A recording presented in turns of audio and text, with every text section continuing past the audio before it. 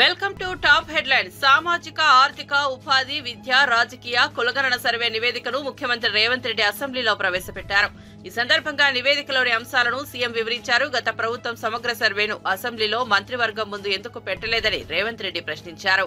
BRS నేతలు సమగ్ర survey వివరాలను దాచిపెట్టి ఎన్నికల కోసం వాడుకున్నారని ఆరోపించారు. తాము చేపట్టిన కుల సర్వే మొత్తం 4 భాగాలుగా ఉందన్నారు. 4వ భాగంలో పౌరుల వ్యక్తిగత సమాచారం ఉన్న నేపథ్యంలో వ్యక్తిగత గోప్యత చట్టం ప్రకారం వివరాలను ప్రవేశపెట్టలేదని చెప్పారు. బీసీలు మొత్తం బీసీల పాపులేషన్ అధ్యక్ష 1,64,09,179 మంది అధ్యక్ష. ఎంతలో 3,54,00,000 మందిలోనే 46.25% అధ్యక్ష. అదేవిధంగా ముస్లిం మైనారిటీలు బీసీ ప్రాక్టీస్ చేసే వాళ్ళు బీసీల కింద ఉన్న వాళ్ళు 35,76,588. మొత్తం ఈ రాష్ట్రంలో ABCDE 5 కేటగిరీల కింద ఉన్న బీసీలు 56.33%. గత ప్రభుత్వం ఇచ్చిన రిపోర్టు 51% అధ్యక్ష రిపోర్టు ఉంది. ఈ రోజు నా ప్రభుత్వం చేసిన పక్కా లెక్కల ప్రకారం 56.33% వచ్చింది. రాజకీయ ప్రయోజనాల కోసము అవగాహన రాహిత్యంతో అర్థం పర్థం లేని మాటలు రోడ్డు మీద ఎవరో మాట్లాడితే అవి తీసుకొచ్చి 9.5 సంవత్సరాలు నేను మంత్రిగా పనిచేసిన అని గప్పాలు కొట్టే వ్యక్తి వాటిని తీసుకొచ్చి ఇక్కడ మాట్లాడుతుండ్రు. మీరు ప్రైవేట్ కాలేజీలలో అటెండర్ల నుంచి చిన్న చిన్న వాళ్ళని ఎవరినో ఊరు పేరు లేని వాళ్ళతో మీరు చేయించారు. 12 గంటలలో చేయాలని గొప్పల కోసం గప్పాల కోసం చేసిరు. మీరు లిమ్కా బుక్ రికార్డుల కోసం చేసిరు. లిమ్కా బుక్ రికార్డుకు పంపించి వీళ్ళు గొప్పలు పొడిచిండ్రని లిమ్కా రికార్డుకు వీళ్ళు డేటా ఇస్తారు కానీ క్యాబినెట్కి ఇవ్వరు, తెలంగాణ అసెంబ్లీకి ఇవ్వరు అధ్యక్ష. వీళ్ళు ఇచ్చిన డేటా అధ్యక్ష. ఇది లిమ్కా బుక్ రికార్డుల కోసం లిమ్కాకు పంపించుకున్నారు. వీళ్ళు 10 సంవత్సరాలు ఎందుకు దాచిపెట్టిండ్రు అధ్యక్ష? ఎందుకు ఈ సభలో పెట్టలేదు? ఎందుకు క్యాబినెట్ లో పెట్టలేదు? అంటే మంత్రుల మీద నమ్మకం లేదు, ప్రజాప్రతినిధుల మీద నమ్మకం లేదు, ప్రజల మీద నమ్మకం లేదు. మీరు మీ దగ్గర దాచిపెట్టుకొని మీ కుటుంబమే సమాచారాన్ని అడ్డం పెట్టుకొని అన్ని రకాల అరాచకాలు చేసి ఈ రోజు ప్రభుత్వం చిత్తశుద్ధితోని ఒక మంచి పాలసీని తీసుకొచ్చినప్పుడు ఆ విషయం మాట్లాడుకుంటే 10 సంవత్సరాలు మీరు చేసిరు. లిమ్కా బుక్ రికార్డ్స్కి అవసరం ఉందా అధ్యక్ష? ఇది లిమ్కా రికార్డ్స్ ఈరోజు బీసీలకు న్యాయం చేస్తుందా? అంటే ఎట్లా తయారైంది అధ్యక్ష? అంటే వీళ్ళు ఎంతసేపు ఉన్నా ఉద్దర గప్పాలకు అలవాటు పడ్డారు అధ్యక్ష. ఎక్కడికక్కడ పొగడ్తల కోసం పేపర్లలో టీవీలలో నేను సెల్ఫీ దిగుతా, సెల్ఫ్ డబ్బాలు కొట్టుకుంటా, ఇవన్నీ నన్ను నువ్వు పోగుడు, నిన్ను నేను పోగుతా, నా ఇప్పు నువ్వు పోకు, నీ ఇప్పు నేను పోగుతా. ఎంతకాలం ప్రజలు మోసం చేస్తారు అధ్యక్ష? మాట్లాడలేకపోవచ్చు అక్కడ ఉన్న మా బీసీ. తెలంగాణ అసెంబ్లీలో సామాజిక ఆర్థిక ఉపాధి విద్య రాజకీయ కుల సర్వే 2024 తీర్మానం ఆమోదించడంతో సీఎం రేవంత్ రెడ్డికి మంత్రులు పొన్నం ప్రభాకర్, పొంగులేటి శ్రీనివాసరెడ్డి, ప్రభుత్వ సలహాదారు కె కేశవరావు, బీసీ ఎమ్మెల్యేలు ఎమ్మెల్సీలు కృతజ్ఞతలు తెలిపారు. ఈ సర్వే ద్వారా అన్ని వర్గాల ప్రజలకు సమగ్ర సమాచారం అందించి వారి అభివృద్ధికి సరైన విధానం రూపొందించనున్నట్లు తెలిపారు. బీసీలకు సముచిత న్యాయం చేసేందుకు ఈ సర్వే సహాయపడుతుందని నేతలు పేర్కొన్నారు. దీనివల్ల ప్రభుత్వానికి తగిన విధాన నిర్ణయాలు తీసుకునే అవకాశం ఉంటుందని తెలిపారు. తెలంగాణ అసెంబ్లీలో బీసీ కులగణన బిల్లుపై తీర్మానం చేసి దాన్ని కేంద్ర ప్రభుత్వ డెడికేషన్ కమిషన్ కు పంపిన సందర్భంగా మంత్రులు పొన్నం ప్రభాకర్, ఉత్తమ్ కుమార్ రెడ్డి పరస్పరంగా సన్మానించుకున్నారు. బీసీల హక్కుల పరిరక్షణ, వారికి న్యాయం చేసేందుకు ఈ తీర్మానం కీలకమని వారు వ్యాఖ్యానించారు. బీసీలకు వారి జనాభా ప్రాతిపదికన హక్కులు లభించేలా ప్రభుత్వం కృషి చేస్తోందన్నారు. ఈ బిల్లుతో సామాజిక న్యాయం మరింత బలోపేతం అవుతుందని మంత్రులు తెలిపారు. తెలంగాణ అసెంబ్లీలో సీఎం రేవంత్ రెడ్డిపై బీఆర్ఎస్ నేత కేటీఆర్ తీవ్ర విమర్శలు గుప్పించారు. రాష్ట్ర అభివృద్ధికి సంబంధించిన కీలక విషయాల్లో అనుభవం లేకుండా ప్రభుత్వం నిర్ణయాలు తీసుకుంటుందని ఆరోపించారు. నీకు కేసీఆర్ కు తేడా ఇదే అంటూ రేవంత్ పై తీవ్రస్థాయిలో విరుచుకుపడ్డారు. ప్రభుత్వ విధానాలు రాష్ట్ర ప్రయోజనాలకు వ్యతిరేకంగా ఉన్నాయన్నారు. బీఆర్ఎస్ హయాంలో చేపట్టిన అభివృద్ధి పనులను తక్కువ చేయడానికి కృషి చేస్తున్నారని విమర్శించారు. కేటీఆర్ వ్యాఖ్యలపై అసెంబ్లీలో తీవ్రమైన చర్చ జరిగింది. తీసుకొస్తే మేమేమనుకున్నాం సార్ అంటే నిజంగా కూడా ఈ ప్రత్యేక శాసనసభ సమావేశాల్లో 42% రిజర్వేషన్ అమలు చేయడానికి కామారెడ్డి డిక్లరేషన్లో ఇచ్చిన విధంగా ప్రత్యేకమైన బిల్లు ఏమన్నా తెస్తున్నారేమో, ఆ బిల్లు తెచ్చి వెంటనే శాసనసభలో ఆమోదింపజేసి తద్వారా చట్టబద్ధత కల్పిస్తారేమో అని చెప్పి రాష్ట్ర వ్యాప్తంగా బలహీన వర్గాల సోదరులు కామారెడ్డి డిక్లరేషన్ చూసిన వాళ్ళు ఎదురు చూస్తూ ఉంటారు. కానీ ముఖ్యమంత్రి గారు ఏం చేస్తున్నారు సార్? ఇక్కడ లేచి 4 పేర్లు చదివి, అధ్యక్ష మీ ప్రభుత్వం మీద ప్రజలకు నమ్మకం లేదు. ఎందుకంటే రేవంత్ రెడ్డి గారు మీరే చెప్పినారు సమగ్ర కుటుంబ సర్వే జరిగినప్పుడు తమరిచ్చిన ఉపన్యాసమే మొత్తం యూట్యూబ్లో ఉంది, అన్ని టీవీలలో ఉంది. ఏమన్నారు సార్ ఆ రోజు? ఆ ముఖ్యమంత్రి చెప్తాడు సరే, ఎవరు పడితే వాళ్ళు వచ్చి మీ ఇంటికి వచ్చి వివరాలు అడిగితే ఇచ్చేస్తారా, అవులగాలు దివానాగాలు ఇచ్చేస్తారా అని మాట్లాడింది రేవంత్ రెడ్డి గారు, మేం కాదు. మీరు చెప్పిన మాటలనే ఎన్యూమరేటర్లకు చూపెట్టి చెప్పినారు, మేము ఇయ్యము మీకు వివరాలు, 57 రకాల వివరాలు అడుగుతున్నారు, ఎట్లిస్తాము మీరే అన్నారు ఆనాడు. ఎవరు పడితే వాళ్ళకి ఇచ్చేస్తామా వివరాలు అని మాట్లాడింది, అదే చూపెట్టి అడిగింది. అధ్యక్ష, వాస్తవం ఏంటంటే అధ్యక్ష, సమగ్ర కుటుంబ సర్వే 2014లో జరిగింది. శాంతికుమారి గారు ఉన్నారు, రామకృష్ణారావు గారు ఉన్నారు, సందీప్ కుమార్ సుల్తానియా గారు ఉన్నారు. అప్పుడు ఇదే అధికారులు అధ్యక్ష, అప్పుడెవరు వేరే లేరు. Samagra Kutumba survey, I'm saying this on record, I worked as a minister for 9.5 years. Yes, చేసింది మొత్తం ప్రభుత్వ అధికారులే, చేపించింది ప్రభుత్వమే. Yes, it is an official document. అందులో ఖచ్చితంగా మేము ఓపెన్ గా వెబ్సైట్ లోనే పెట్టినాం, అసెంబ్లీలో కాదు, చాటుమాటుకు కాదు, పారదర్శకంగా వెబ్సైట్ పెట్టాం. ఆ వెబ్సైట్ లోంచే పాయల్ శంకర్ గారు తీసుకున్నారు. ఏముంది అధ్యక్ష సమగ్ర, ఒక మాట, మీ చేతిలో కూడా అదే ఉంది. ఏముంది అధ్యక్ష అందులో డేటా? తేడా ఏంటంటే కేసీఆర్ గారి ప్రభుత్వానికి కాంగ్రెస్ ప్రభుత్వానికి అధ్యక్ష, సమగ్ర కుటుంబ సర్వేలో పాల్గొన్న కుటుంబాల సంఖ్య 1,03,00,000 కుటుంబాల అధ్యక్ష, 1,03,95,000. మొత్తం పాల్గొన్న ప్రజలు 3,68,00,000.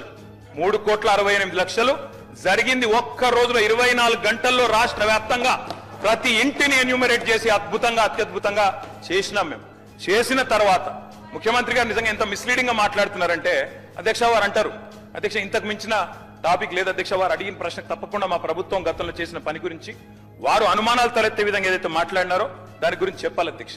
వారు అంటారు అధ్యక్ష, బీసీల సంఖ్య అందులో ఎంత అని. ఎస్, ఆనాడు బీసీల సంఖ్య సమగ్ర కుటుంబ సర్వే ప్రకారం 1,85,61,850. కేంద్ర రైల్వే శాఖ మంత్రి అశ్విని వైష్ణవ్ తో ఏపీ ఐటీ మంత్రి నారా లోకేష్ భేటీ అయ్యారు. ఈ సమావేశంలో కేంద్ర మంత్రులు రామ్మోహన్ నాయుడు, పెమ్మసాని చంద్రశేఖర్, భూపతిరాజు శ్రీనివాస్ వర్మ, టీడీపీ ఎంపీలు కూడా పాల్గొన్నారు. రైల్వే శాఖకు సంబంధించి ఏపీ అభివృద్ధికి అవసరమైన ప్రాజెక్టులపై చర్చించారనే సమాచారం. ముఖ్యంగా కొత్త రైలు మార్గాలు, స్టేషన్ల అభివృద్ధి, త్వరితగతిన పెండింగ్ ప్రాజెక్టుల అమలుపై చర్చ జరిగినట్టు తెలుస్తోంది. ఏపీకి మరిన్ని రైలు సౌకర్యాలు తీసుకోవడంపై లోకేష్ ప్రత్యేకంగా దృష్టి సారించారు.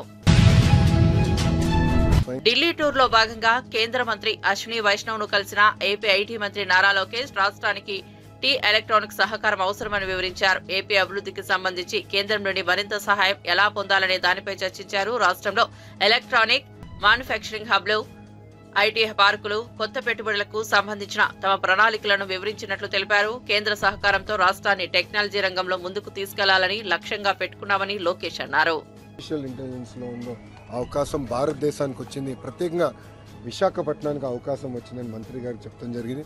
దానికోసం కొన్ని కొత్త యాక్ట్స్ తీసుకురావాలి, కొన్ని స్పెషల్ ఎకనామిక్ జోన్స్ ఏర్పాటు చేయాలి, డేటా సిటీస్ లాంటివి ఏర్పాటు చేస్తే కేవలం రాష్ట్రానికే కాదు దేశానికి కూడా మంచిది. దానికి కావాల్సిన అంటే ఫైనాన్స్ మినిస్ట్రీతో కానీ కోఆర్డినేషన్ కానీ ఇవన్నీ కూడా ఆ వివరాలని కూడా గౌరవ మంత్రి గారు చెప్పడం జరిగింది. రైల్వేకి వచ్చేగల నన్ను 91,000 మెజార్టీతో గెలిపించిన మంగళగిరి నియోజకవర్గంలో రైల్వే భూముల్లో దశాబ్దాలుగా ప్రజలు నివసిస్తున్నారు. వాళ్ళందరికీ ఎన్నికల ముందల వాళ్ళు నివసిస్తున్న స్థానం రెగ్యులరైజ్ చేస్తాను కూడా హామీ ఇస్తాం జరిగింది. అది కూడా నేను గౌరవ మంత్రి గారిని కోరాను, ఆయన కూడా అనుకూలంగా స్పందించారు. ఇంతేకాకుండా ఈజ్ ఆఫ్ డూయింగ్ బిజినెస్లోనే కాకుండా స్పీడ్ ఆఫ్ డూయింగ్ బిజినెస్లో భారతదేశం అగ్రస్థానంలో ఉండాలి. దానికి ఎలాంటి చట్టాలని సవరించాలి, ఏం చట్టాలు మార్పులు చేర్పులు చేయాలని దానిపైన సుదీర్ఘంగా మేము చర్చించాం. ఆయన కూడా చాలా సలహాలు సూచనలు ఆంధ్ర రాష్ట్ర ప్రభుత్వానికి ఇచ్చారు. ఆయన కోరేది ఒక్కటే, అన్ని రంగాల్లో ఆంధ్ర రాష్ట్రం నంబర్ 1 ఉండాలి. దానికి మీకు ఎలాంటి సహకారం కావాలంటే మేము అందిస్తాం. అంతేకాకుండా సలహాలు కూడా ఇస్తాం, చట్టాల్లో మార్పులు కూడా, ఎందుకంటే కంకరెంట్ సబ్జెక్ట్స్ ఉంటాయి కనుక చట్టాల్లో ఏమైనా మార్పులు కావాలంటే కూడా మేము గైడ్ చేస్తాం. మీరు లీడ్ తీసుకోండి, ఆంధ్ర రాష్ట్రం ముందర నిలబడండి అని గౌరవ మంత్రి గారు కూడా నాకు సూచించారు.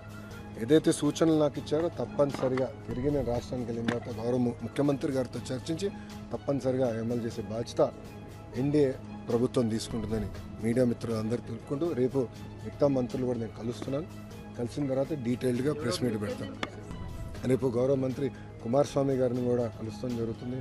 అదేవిధంగా ధర్మేంద్ర ప్రధాన్ గారిని కూడా, ఎందుకంటే ఎడ్యుకేషన్ మినిస్టర్ కనుక రాష్ట్రానికి సంబంధించిన సబ్జెక్ట్స్ అంతా డిస్కస్ చేయాల్సిన అవసరం మంత్రి గారు కూడా కలుస్తాం జరుగుతుంది.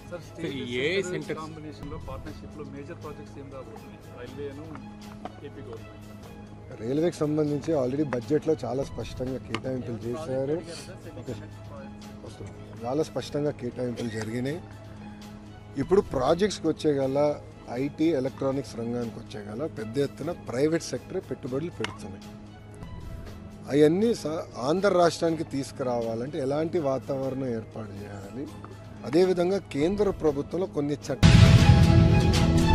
బీసీ కులగణన నివేదికపై తీవ్ర అసంతృప్తితో బీసీ సంఘాల నేతలు బేగంపేటలో సమావేశమయ్యారు. నివేదికలో అనేక తప్పులు, అసత్య సమాచారం ఉందంటూ వారు ఆగ్రహం వ్యక్తం చేశారు.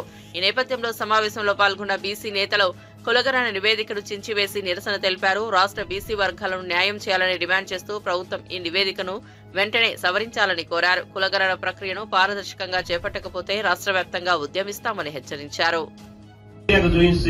దీన్ని ఒకటేసారి అందరు చించేసి చెత్తపుట్ట లేవలసిందిగా విజ్ఞప్తి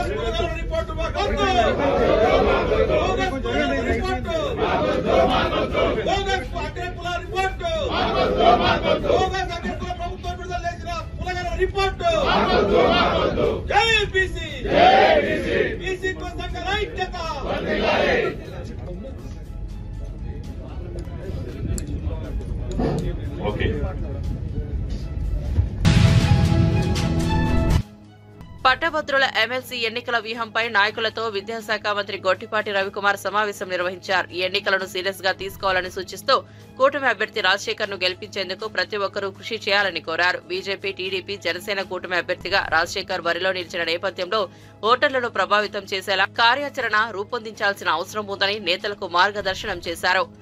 విజయం సాధించేందుకు సమిష్టి కృషి అవసరమని మంత్రి పేర్కొన్నారు. రాజశేఖర్ గారు గెలుపుకి మన కూటమి అభ్యర్థి రాజశేఖర్ గారి గెలుపు కోసం ఇవాళ మీటింగ్ పెట్టుకున్నాం. అన్ని కూడా విషయాలన్నీ కూడా మాట్లాడుకున్నాం. కూలంకంగా ఎక్కడెక్కడికి వెళ్ళాలి, గ్రౌండ్ లెవెల్కి వెళ్ళి అందరం కూడా కలిసికట్టుగా పనిచేసి కూటమి అభ్యర్థిని గెలిపిస్తాం. మరి ఖచ్చితంగా గెలిపించేదాన్ని ప్రయత్నం చేస్తున్నాం. ఖచ్చితంగా గెలుస్తున్నాడు. ఇంకా మిగతా వచ్చేసరికి మేము 7 నెలల్లో ఏమేం చేసాం, పార్టీ అధికారంలోకి వచ్చిన తర్వాత కూడా అది కూడా ప్రజల్లో తీసుకెళ్ళాం. ముఖ్యంగా పెన్షన్స్ విషయంలో కానీ చాలా పెద్ద ఎత్తున పెన్షన్స్ పెంచాం. దేశంలో ఎవరు ఇవ్వలేనన్ని పెన్షన్స్, అంత ఖర్చు ఎక్కువ పెడతా ఉన్నాం. రోడ్లు బాగు చేపించేస్తున్నాం. పక్కన అన్నా క్యాంటీన్లు ఓపెన్ చేసాం. మిగతా అన్ని కూడా ఏదైతే ఎలక్షన్ హామీలు ఇచ్చాం, గ్యాస్ సిలిండర్లు ఇంటికి 3 గ్యాస్ సిలిండర్లు ఇస్తామని చెప్పాం, అది కూడా చేస్తా ఉన్నాం. అన్ని కూడా ఏదైతే ఆ రోజు హామీలు ఇచ్చామో ప్రభుత్వం అధికారంలోకి వచ్చిందో ఒకదాని తర్వాత ఒకటి ఖచ్చితంగా చేస్తాం. జగన్మోహన్ రెడ్డి మాటలు నమ్మొద్దు. చెడు ప్రచారాన్ని ప్రజల్లో తీసుకెళ్లాలని చూస్తున్నాడు. గడిచిన 5 సంవత్సరాలు ఒక్కసారి అవకాశం ఇస్తే దాదాపు 20 సంవత్సరాలు రాష్ట్రానికి వెనక్కి తీసుకెళ్లిన సంగతి మనందరూ తెలిసిందే. ఈ ప్రాంతంలోనే పోలవరం ప్రాజెక్టుని ఏ విధంగా 70% పూర్తయిన పోలవరం ప్రాజెక్టుని ఏ విధంగా సర్వనాశనం చేశాడో మనందరికీ తెలిసింది. అదే కనుక ఈ ప్రాజెక్ట్ పూర్తయి ఉంటే కనుక ఈ ప్రాంత రైతులకి నీళ్లు అందించడమే కాదు, దాదాపు 1000 మెగావాట్ల కరెంటు ఉత్పత్తి అయ్యేది ఈ ప్రాజెక్ట్ నుంచి. అదేవిధంగా రాజధాని నాశనం చేశాడు, సర్వనాశనం చేశాడు, అన్ని వ్యవస్థలు కూడా నాశనం చేశాడు.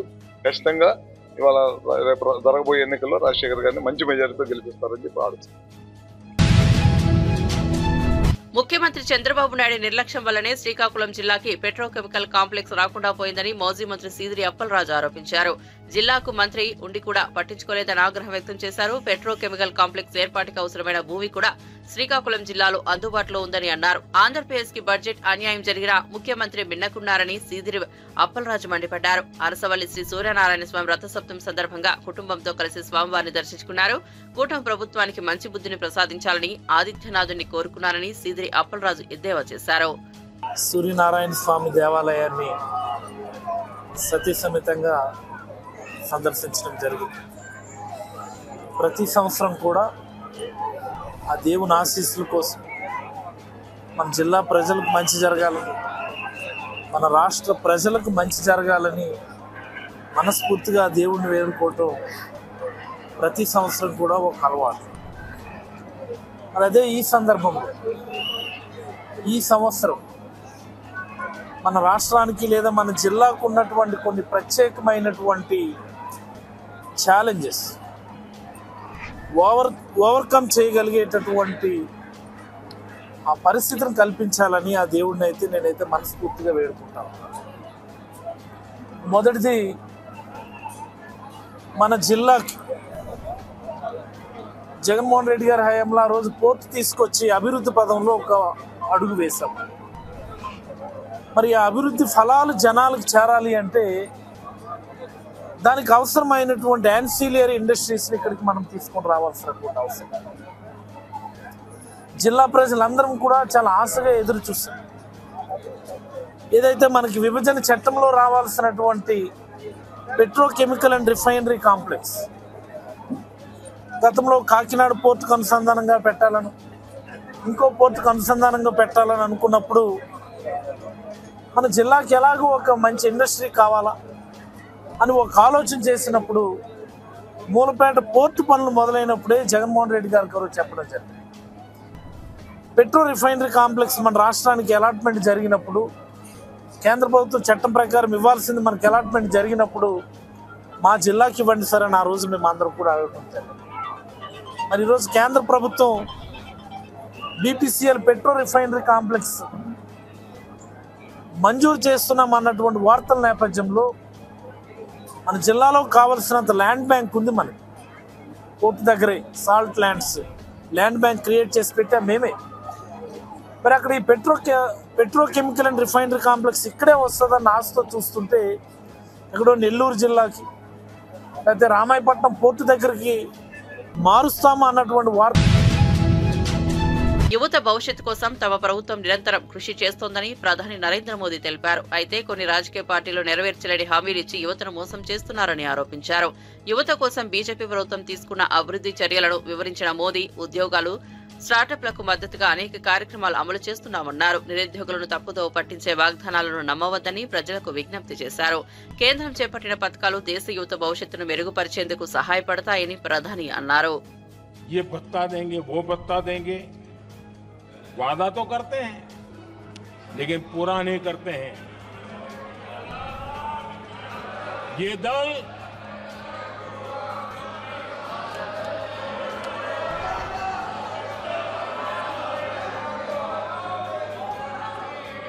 प्लीज माननीय सदस्य गरिमा प्रतिष्ठा बनाए रखें।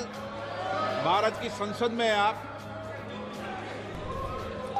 प्लीज बैठे बैठे टिप्पणी नहीं करें और नए माननीय सदस्य बैठे बैठे टिप्पणी कर रहे हैं। आदरणीय अध्यक्ष जी, ये दल युवाओं के भविष्य पर आपदा बनकर गिरे हुए हैं।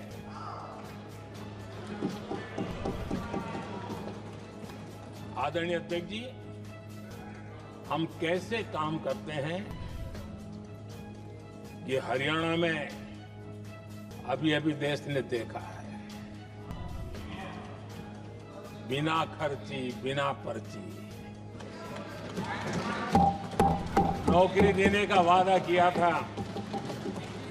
सरकार बनते ही नौकरी मिल गई नौजवानों को। हम जो कहते हैं उसी का परिणाम है। आदरणीय अध्यक्ष जी, हरियाणा में तीसरी बार भव्य विजय और हरियाणा में के इतिहास में तीसरी बार विजय, ये अपने आप में ऐतिहासिक घटना है। आदरणीय अध्यक्ष जी, महाराष्ट्र में भी ऐतिहासिक परिणाम, जनता जनार्दन के आशीर्वाद।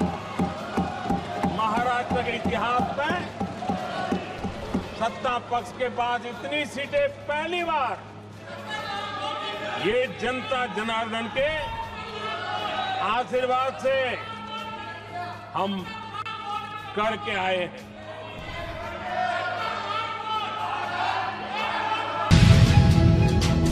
మహిళల అండర్ 19 ప్రపంచ కప్ లో అత్యుత్పత ప్రతిభ కనబర్చిన పట్ల ప్లేయర్ ఆఫ్ ది టోర్నమెంట్ సాధించిన గొంగడి త్రిష ఆనందం వ్యక్తం చేశారు. మలేషియా నుంచి బెంగళూరు మీదుగా గొంగడి త్రిష ధృతి కేసరి హైదరాబాద్ చేరుకున్నారు. వీరికి హెచ్సీఏ అధ్యక్షుడు జగన్మోహన్ రావు ఘన స్వాగతం పలికారు.